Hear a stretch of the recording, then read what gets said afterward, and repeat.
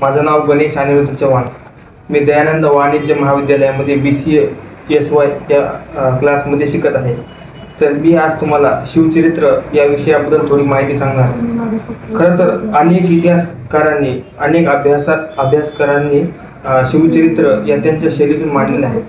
मी जे वाचलं, मी जे अनुभवलं ते पुस्तक म्हणजे बाबासाहेब पुरंदरे यांचं शिवचरित्र.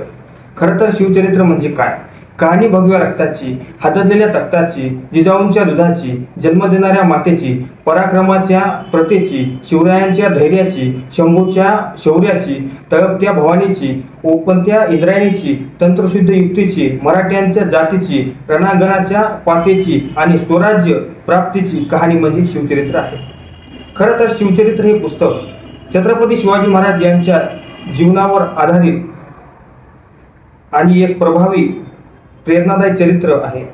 या पुस्तकात शिवाजी महाराजांचा जन्म, बालपण, आदिलशाही व मुघलशाही झुंज, सिंहगडाची लढाई, रायगडावरील स्वराज्याभिषेक इत्यादी प्रसंग अत्यंत संवेदनशील मांडले आहेत.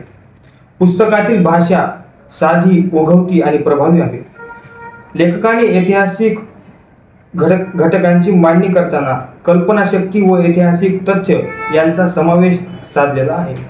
छत्रपती शिवाजी महाराजांचे पराक्रम आणि दूरदृष्टी, धर्मनिरपेक्षता आणि लोकहितकारी धोरण यांचं वर्णन अत्यंत अभ्यासपूर्ण आणि प्रेरणादायी पद्धतीने केलं आहे. या पुस्तकातून माहिती मिळत नाही तर ती नेतृत्व गुण, राष्ट्रप्रेम, स्वाभिमान आणि देहवेड यांचा प्रेरणादायी संदेशही मिळतो. खरं तर शिवचरित्र यातून आपलं म्हणजे काय? शिवचरित्र म्हणजे संकट आल्यावरती त्याला छाताडावरती कसं घ्यायचं म्हणजे शिवचरित्र हे शिकवतं. शिवचरित्र शिकवतं की ज्यांच्या सोबत असाल त्यांच्यासोबत प्रामाणिक आणि एकनिष्ठ राहा.